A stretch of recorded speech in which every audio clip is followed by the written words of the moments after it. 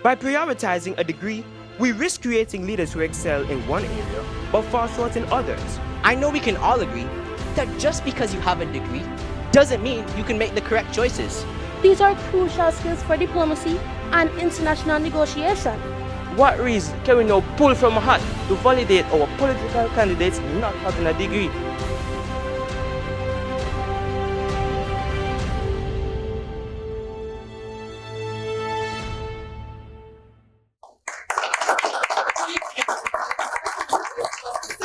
Finals in the 2025 Caribbean Bank Inter-Secondary School Debate Series. After two scintillating rounds, we are at our first encounter this evening in the semi-finals. This evening's debate promises to be intellectually stimulating as two of our top schools go head-to-head, arguing the motion. Candidates for political office in Antigua and Barbuda should be required to hold at least a bachelor's degree. I repeat, candidates for political office in Antigua and Barbuda should be required to hold at least a bachelor's degree. I can assure you that both teams are fully prepared to defend their positions with reason, compelling evidence, and persuasive delivery. This evening, we have two outstanding schools, the St. Mary's Secondary, who is proposing, and the St. Joseph's Academy, who will be opposing this evening's motion. It is time for us to meet our debaters, and we begin with the proposing team, the St. Mary's Secondary School. Good evening, my name is Dominic Blair, and I'm the first speaker representing the St. Mary's Secondary School. Good evening, my name is Genovi Omad and I am the second speaker representing the St. Mary's Secondary School. Good evening, everyone. My name is Kimoy Francis, and I am the first speaker standby for the St. Mary's Secondary School. Good afternoon, everyone. My name is Antoine Levine, and I'm the second speaker standby for the St. Mary's Secondary School. Kindly welcome Team St. Mary's Secondary.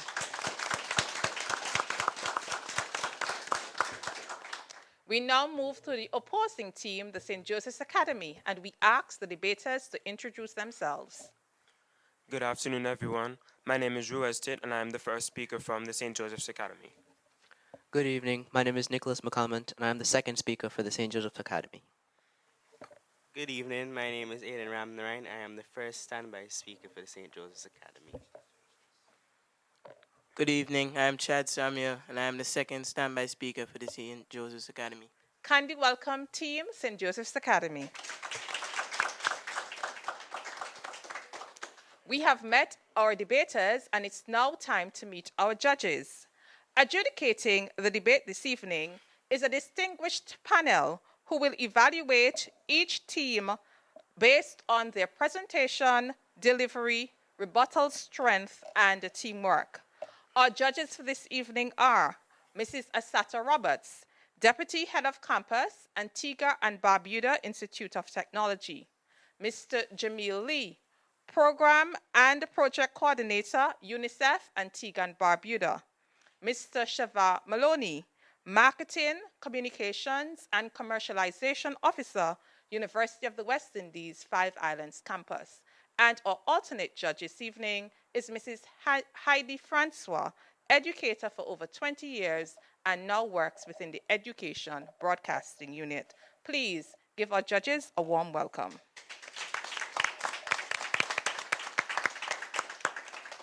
And as I do every evening, ladies and gentlemen, I wish to remind you that our judges' decision is final.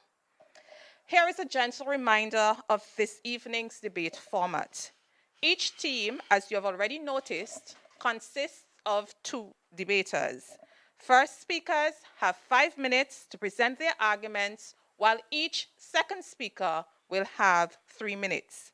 In the rebuttals, each speaker will also have 3 minutes. First speakers, the bell will chime at 4 minutes once and will chime twice at the end of your 5 minutes. Second speakers, the bell will chime once at the 2-minute mark and twice at the end of the 3 minutes. The same will be repeated for the rebuttal speakers. Our official timekeeper for this evening is Miss Aisha Lynch. Please give our timekeeper a round of applause. We are now at the end of our preliminaries and we are ready to begin this evening's debate. But before we do so, we will pause to hear a word from our sponsor, Caribbean Union Bank. And when we come back, the debate will begin. Please stay with us.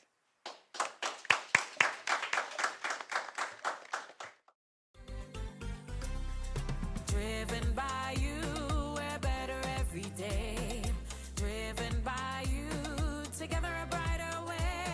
Caribbean Union Bank, you matter to us. Caribbean Union Bank, our people, our purpose. Every day at Caribbean Union Bank, we are committed to creating the kinds of products and services that you want and need. We are not just a bank. We are your partner on your journey to financial freedom and success. Because we are driven by you. Driven by you, we're better every day. Driven by you, together a brighter way. Welcome back to this, our first encounter in the semi-final round in the 2025 Caribbean Union Bank Inter-Secondary School Debate Series. In this evening's encounter, we have the St. Mary's Secondary School who is proposing, while the St. Joseph's Academy will oppose the moot. Candidates for political office in Antigua and Barbuda should be required to hold at least a bachelor's degree. To begin this evening's proceedings, let's welcome the first speaker from the St. Mary's Secondary School, Mr. Dominic Blair.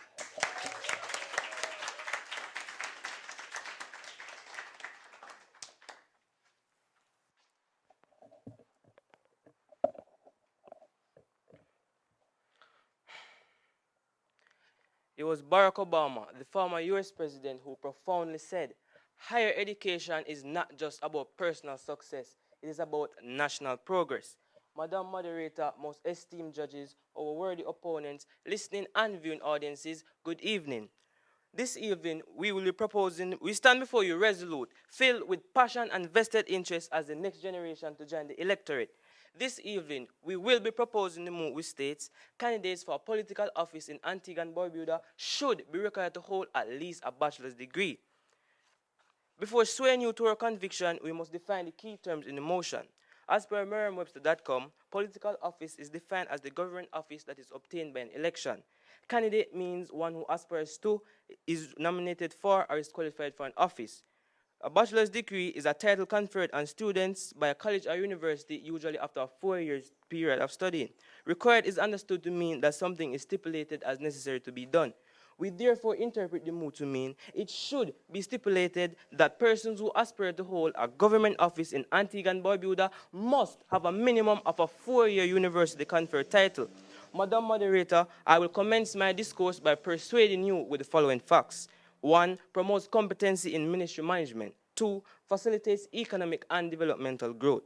3. Encourages equal opportunities. Thereafter, my articulate colleague will win you over with the latter facts. 4. Paves the way for stronger international representation. And 5. Leads to improved governance. Firstly, promotes competency in ministry management.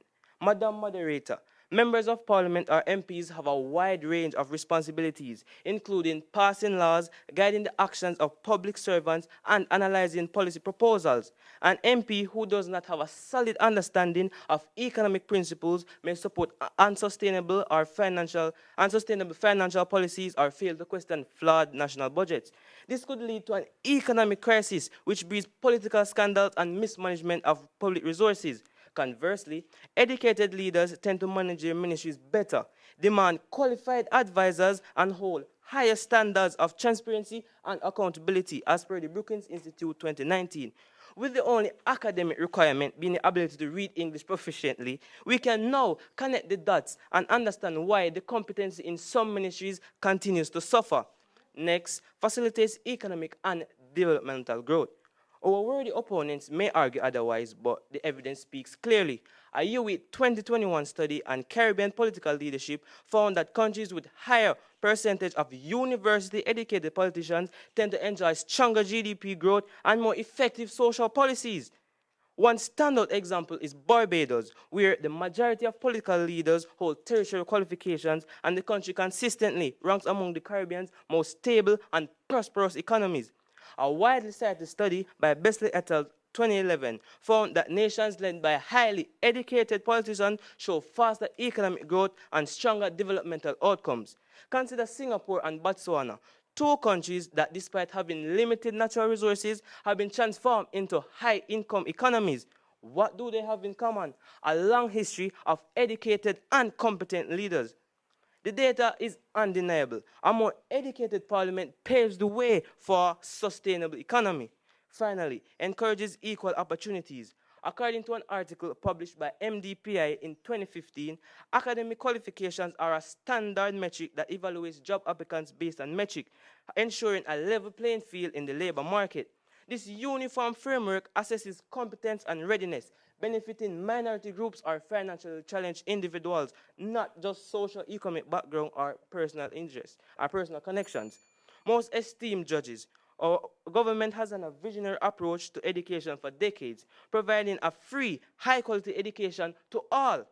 This has proven to be a strong base for higher education, which they have encouraged through partnerships with various countries to award scholarships for tertiary studies since the 1970s, allowing many nationals to pursue studies at little to no cost.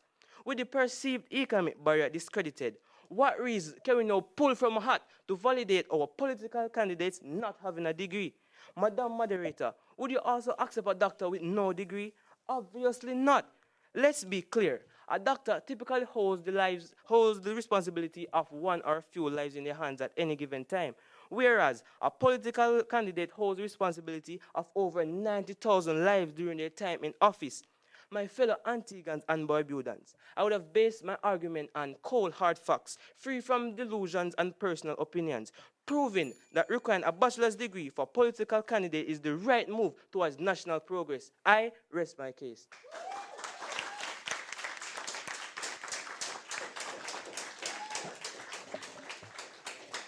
Thank you. That was Dominic Blair, the first speaker from the proposing team, the St. Mary's Secondary School, presenting his argument in a time of 5 minutes and 8 seconds. We now move to the opposing team, the St. Joseph's Academy. Please welcome to the lectern their first speaker, Mr. Ruiz Teet.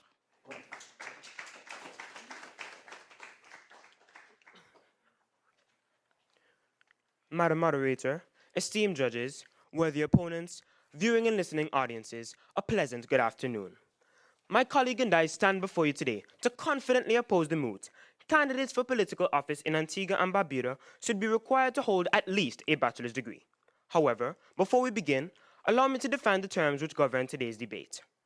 The Merriam-Webster Dictionary defines candidate as a person who seeks or is nominated for an office, honor, or position, especially one who seeks political office. The Collins English Dictionary says that a political office is a role or position in government that gives a person power to make laws, shape public policy, or govern a nation or region.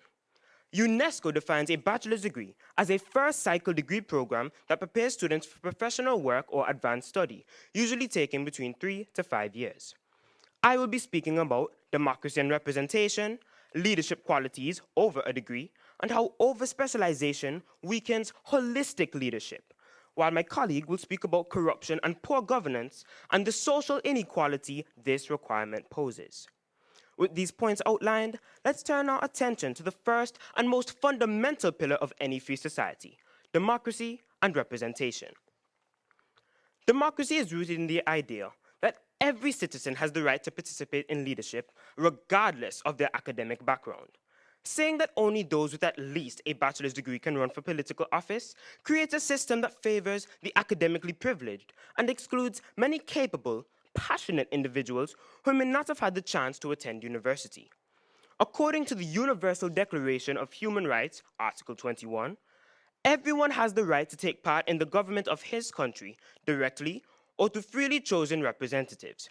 This foundational principle reminds us that leadership is a civic right, not an academic privilege. Requiring at least a bachelor's degree contradicts this right. How can we claim to support democracy while making leadership a privilege reserved only for those with a degree? This is not just a technical requirement, it's a barrier to representation. It says to the average citizen, you can vote, but you can't lead. That's not democracy, that's exclusion. And it undermines the very idea of a government truly formed by the people, for the people. Now, what makes a leader a leader? This brings me to my second point, leadership qualities over a degree. Let's make it local. We all know our hero, V.C. Byrd Sr., the first Prime Minister of Antigua and Barbuda. He didn't have a university degree, but he had a clear vision for Antigua and Barbuda's independence, integrity in his fight for workers' rights, empathy for the marginalized, and courage to lead the independence movement. His leadership wasn't defined by a degree, but by his real-world experience. Daniel Goleman, in his article, What Makes a Leader, in the Harvard Business Review, emphasizes that emotional intelligence, which includes empathy and self-regulation, is key for effective leadership. These qualities are developed through life experiences, not education. This requirement excludes people who have the practical experience and leadership qualities that matter most in governance. And by forming expectations of individuals based on just academic ranking, rather than that person's personal traits which make them unique, we blindside ourselves from what's truly important in governance and in a leader. Finally, over-specialization weakens holistic leadership. Requiring a degree for political office encourages candidates to focus too heavily on academic credentials, often at the expense of other essential leadership qualities. Leadership goes beyond just technical knowledge. It requires vision, communication, and the ability to adapt to real-world challenges. When candidates concentrate too much on earning a degree, they may become specialists in one field, but lack the adaptability, emotional intelligence, and practical experience needed to lead effectively. While a degree may provide theoretical expertise, it doesn't necessarily equip someone with the ability to respond to unpredictable situations or engage with a diverse community. By prioritizing a degree, we risk creating leaders who excel in one area but fall short in others. Leadership demands a holistic approach where analytical thinking is balanced with emotional intelligence and practical problem solving. To conclude, I'll leave you with this quote from Malcolm Gladwell. If everyone has to think outside the box, maybe it's the box that needs fixing, end quote. The degree requirement is the box, and it's cutting out bold ideas, new energy, and leaders with the skills to serve. Do we really want to silence the voices of these talented and upcoming youth leaders, the future of our country? I thank you. Thank you. That was Ruiz Titre, the first speaker from the opposing team, the St. Joseph's Academy, and he presented his argument in a time of 5 minutes and 2 seconds. We have heard the first round of speeches, and we are now ready to hear from our second speakers. And we begin with the second speaker from the St. Mary's Secondary School. Please welcome Miss Genovia Omard.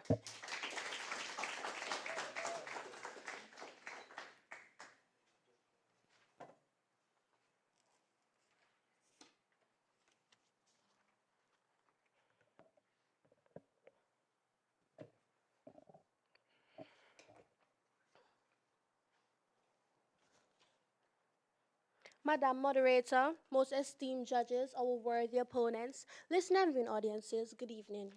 My persuasive colleague would have proven our stance that the candidates for political office in Antigua and Barbuda should be required to hold at least a bachelor's degree. I will further strengthen our argument by enlightening you with the following facts. To begin, it paves way for stronger international representation. My worthy opponents, in today's globalized world, political leaders are not just local representatives, they're international ambassadors. Whether it's negotiating trade deals, advocating for climate justice, or speaking at global forums, our leaders must command both respect and competence on the world stage. According to a 2025 Guardian report, UK universities have educated over 50 sitting world leaders, a testament to how higher education and international leadership often goes hand in hand. Most esteemed judges, university isn't just about books. It's about dialogue, argument, and learning to present ideas persuasively. These are crucial skills for diplomacy and international negotiation. If a political candidate lacks the academic foundation to understand and engage with global matters, how can they be trusted to protect national interests abroad? We stand firm that if we want our future leaders to sit confidently at the international table, they must come equipped with the education to match the responsibility. Finally, it leads to better governance. Madam Moderator, in a small country like Antigua and Barbuda, where leaders are highly visible, qualification can go a long way in shaping perception. When a member of parliament has a university degree, especially in relevant fields like law, economics, political science, or public administration, the public often views them as more competent to handle complex national issues. In the context of Caribbean leadership, formal education can significantly enhance a leader's capacity to uphold good governance. The late Sir V.C. Bird Sr.'s impact, though remarkable, would have been even greater with the added foundation of a university degree. Sentiments echoed by the Prime Minister of Antigua and Barbuda, Honorable Gaston Brown, emphasized that when one has a trained mind, especially through higher education, they're more equipped to make informed, logical choices. If we require degrees for our doctors, lawyers, and teachers, shouldn't we expect the same from those who lead an entire nation? Yes, we should. Most esteemed judges, my convincing colleague would have given you 3 facts that sparked an intellectual awakening. I would have enlightened you on how mandating political candidates to hold at least a bachelor's degree paves way for strong international representation and leads to better governance. I encourage you, my worthy opponents. The mind once enlightened cannot again become dark, lest that person is short-sighted. Therefore, be not fooled. A nation rises no higher than the education of its leaders. I rest my case. Thank you.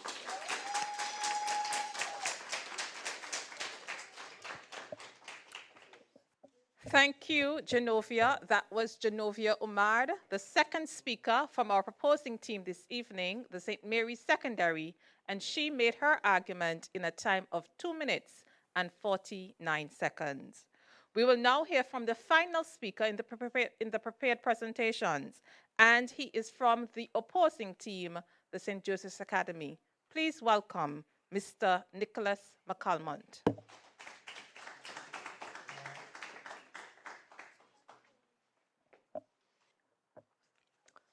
Madam Moderator, esteemed judges, worthy opponents, and respected audience. I'm confident my colleague has already persuaded us that political candidates really have no need to hold a degree.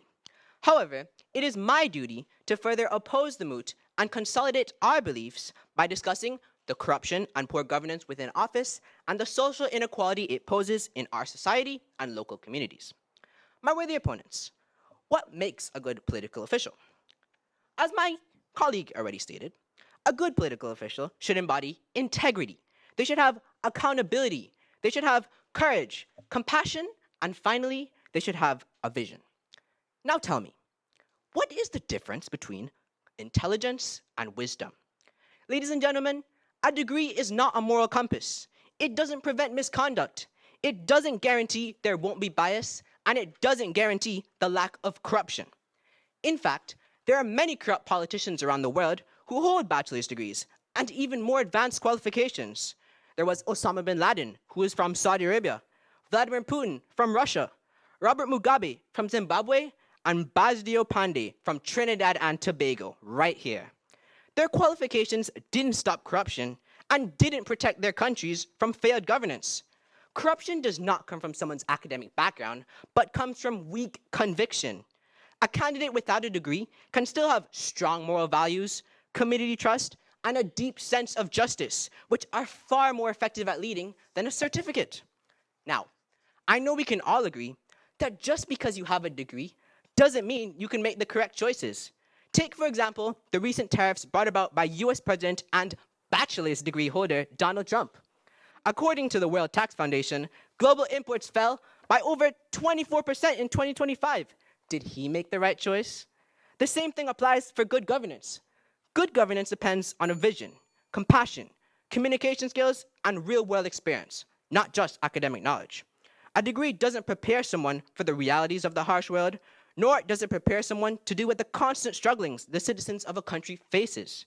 By requiring a degree, it negates the possibility for natural young leaders in our society to acquire a position in the local government, especially in Antigua, whose best leader, V.C. Bird Sr., didn't even have a secondary education, and especially in Antigua, where still every home does not have a person with a high school diploma.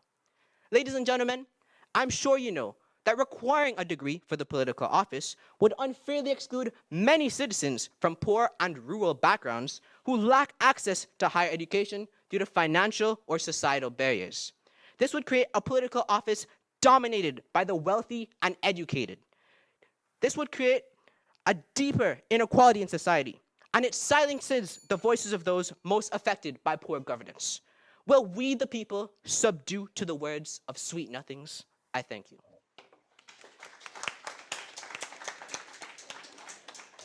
Thank you, Nicholas. That was Nicholas McCalmont, the second speaker from the opposing team, the St. Joseph's Academy, and he presented his argument in a time of 3 minutes and 9 seconds. Please, a huge round of applause for the debaters and their efforts made in the prepared presentations. Next, we have the rebuttals. But before we hear from our rebuttal speakers, we will pause to hear from our sponsor, Caribbean Union Bank. Please stay with us.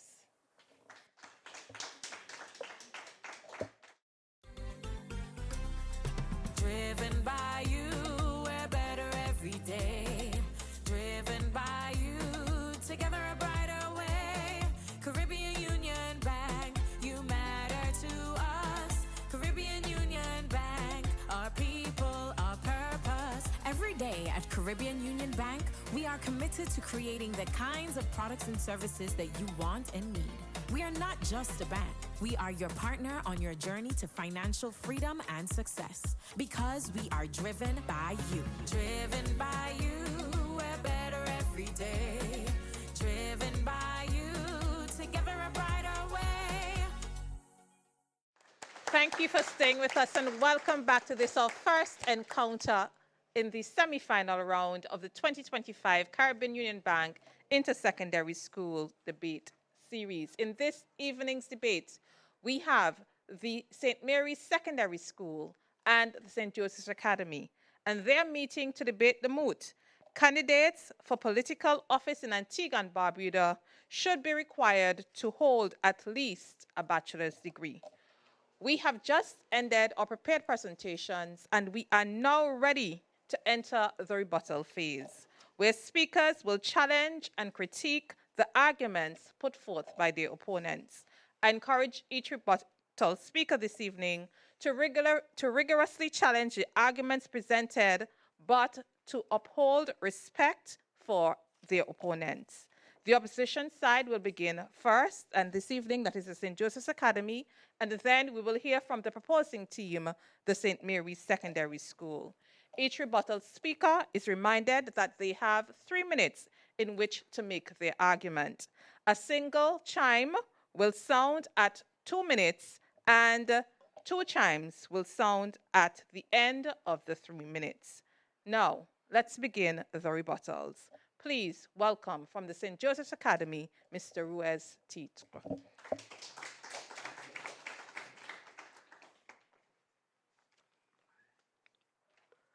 Ladies and gentlemen, I'm here to show you how the proposition's arguments crumble under the weight of reality. First of all, Mr. Blair, you said that someone with a bachelor's degree would be better able to make better financial choices and understand the economic struggle of the people in Antigua and Barbuda. But who better to understand this struggle than someone who isn't as economically privileged? Instead of listening to the cries of everyone who's suffering, I've lived the life of someone who's struggling. I don't have to worry, oh, I don't understand, this should be done, because I know what should be done. Because if I was the person in that position, I would know what needed to be done for me. Additionally, how did this make us equal? Mr. Blair, you stated how a bachelor's degree would promote equality. How does it promote equality? In Antigua and Barbuda, we are a democratic region. So, by segregating those with a degree and those without a degree, is that really democracy where everyone has an equal right in political office? Ms. Howard, you said that having a bachelor's degree would promote better communication, arguments, etc. And while this is true, we have to be careful because politicians with those skills can use those skills for the incorrect things. Certain politicians I'm not calling any names, can make empty promises to society. But it's with integrity, compassion, and accountability that these empty promises aren't so empty anymore. Finally, what more did you really want from VC Bird Sr.? He fought for our rights. He gave us independence. Really and truly, he's the reason that we have the privileges that we have today. So really, what more could you really ask for? Finally, the mood says in Antigua and Barbuda. So while other civilization examples are useful, it's important to understand that what works for somewhere else, like America, a more well-developed state, may not be what works for here, because you cannot put something in a one-size-fits-all. We have to account for every civilization's needs, and our needs are simply different. And what we don't need right now is a bachelor's degree. I thank you.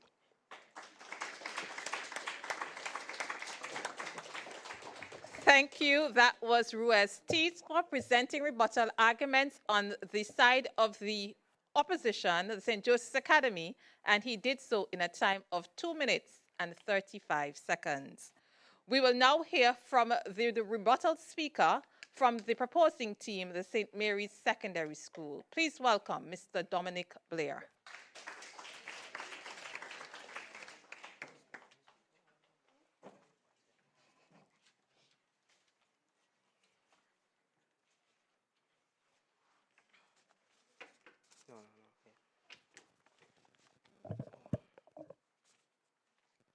Madam Moderator, most esteemed judges, our worthy opponents, listening and viewing audiences, good evening once more.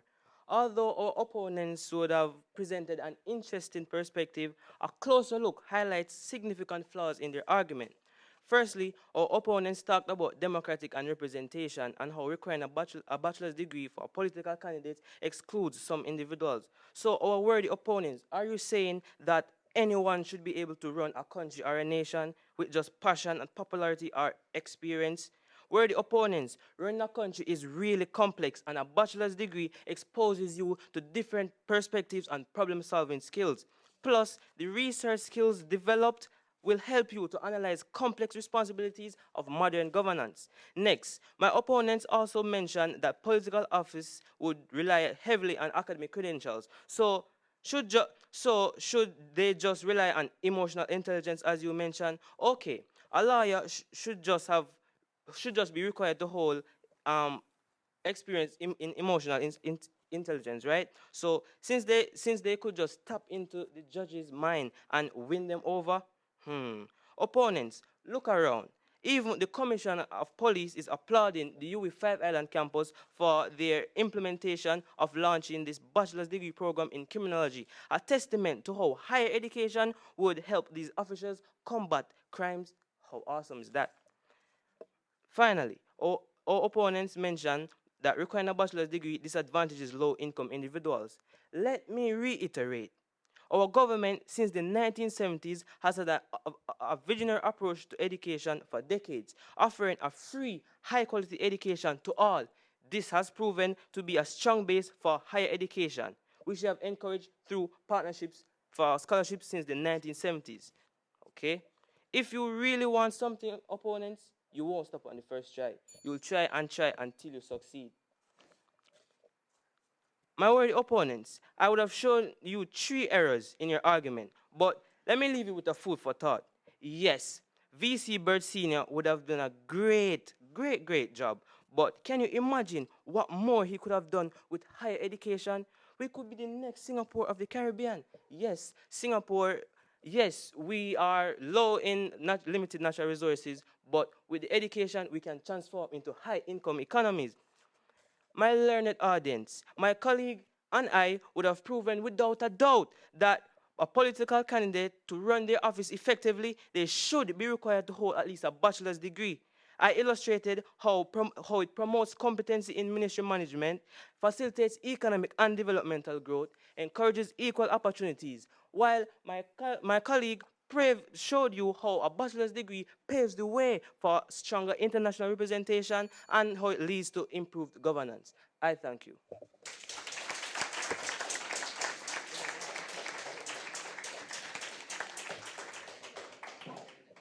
Thank you. That was Mr. Dominic Blair presenting rebuttal arguments on behalf of the proposing team this evening, the St. Mary's Secondary, and he did so in a time of 3 minutes and 4 seconds.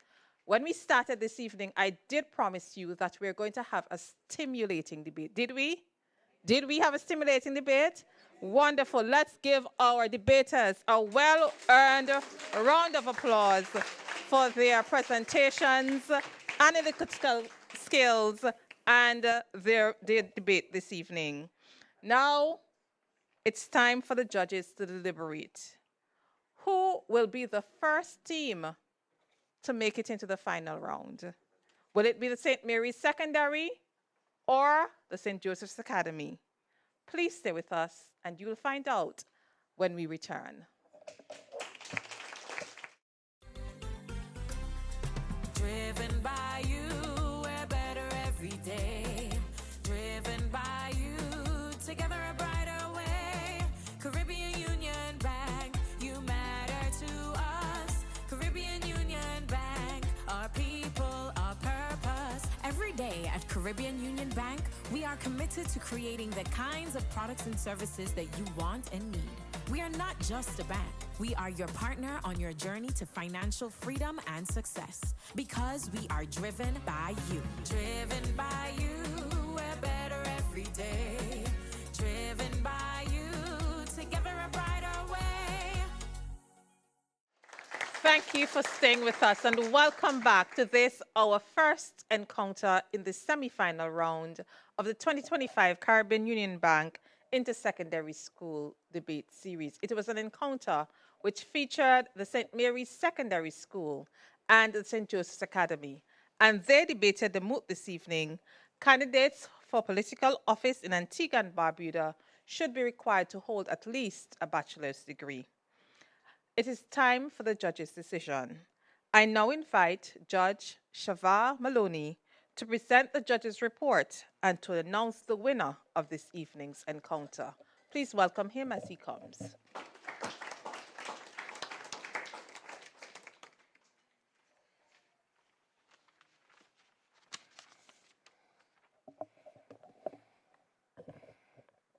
Good evening, ladies and gentlemen.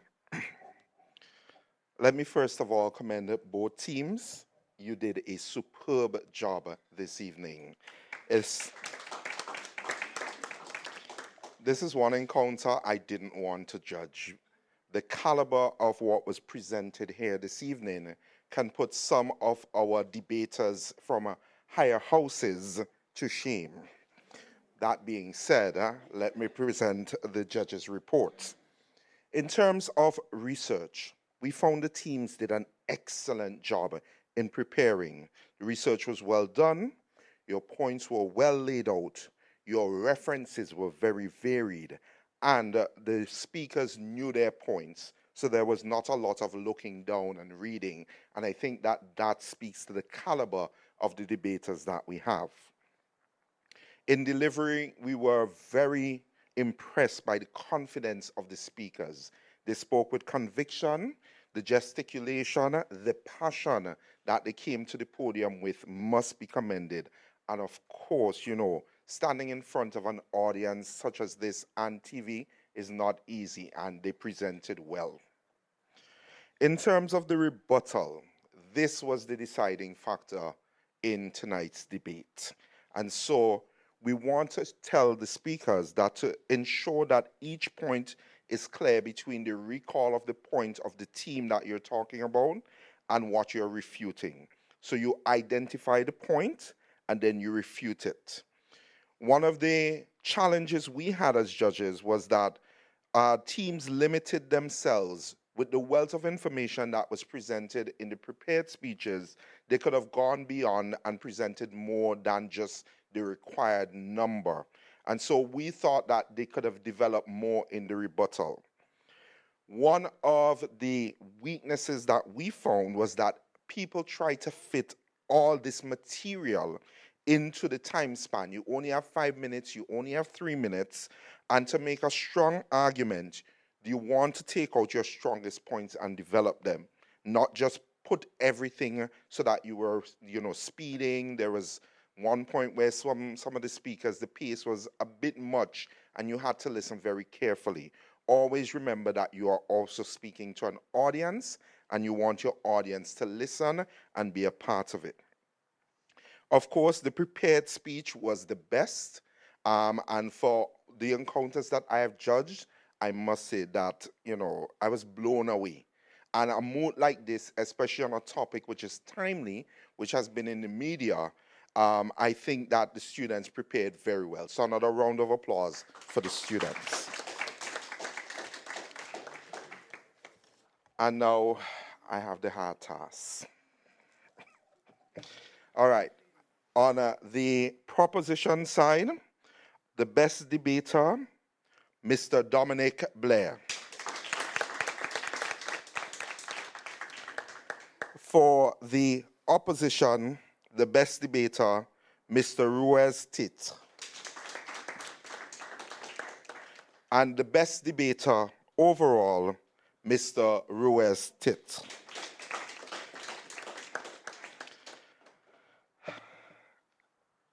And the scores for this evening. With an overall score, the proposition, St. Mary's Secondary with 78 points.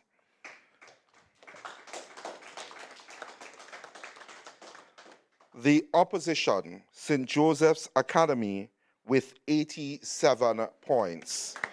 This evening's winners, St. Joseph's Academy.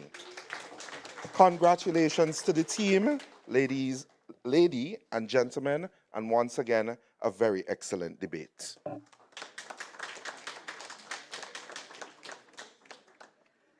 Thank you, Mr. Maloney. And I would ask at this time that we give our judging panel a round of applause for their deliberation this evening.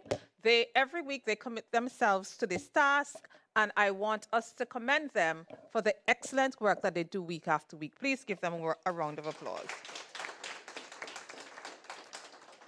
I wish to join with Mr. Maloney in congratulating our better debater on this side of the proposition, Mr. Dominic Blair, and the better debater and adjudged the best overall debater this evening, Mr. Ruiz Teet, on the side of the opposition, the St. Joseph's Academy.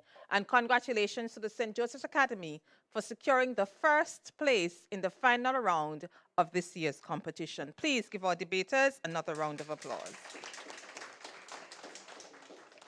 We will now hear final words from each team, and we begin with the St. Mary's Secondary School. So I will ask the representative who will be making final remarks to come forward to offer these remarks.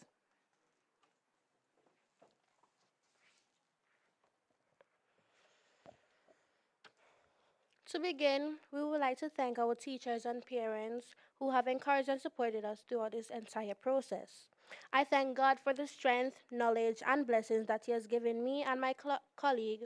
To our worthy opponents, you really gave us a fight that was challenging and educating.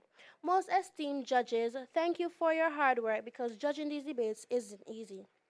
Thanks to the sponsor for ensuring this series is possible, and how could I forget the whole debate team. Thank you all. Thank you, Genovia, and thank you for your gracious words. We now ask the speaker from the opposing team, the St. Joseph's Academy, to come forward to offer final remarks on behalf of his team.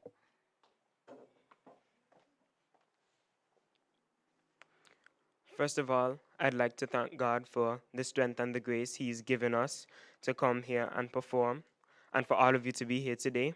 I'd like to thank my teacher, Miss Pringle, for keeping me up late at night for my practices to ensure that our presentations were of the highest quality. I'd like to thank the special guest, my mom here today, who stayed up extra late to hear all of my presentations and ensure that I was at my highest performance. Our worthy opponents, no win is a win if it's not a challenge. So thank you for making sure that this debate today was a real hard challenge, a tough battle to fight. And our judges today, thank you, judges.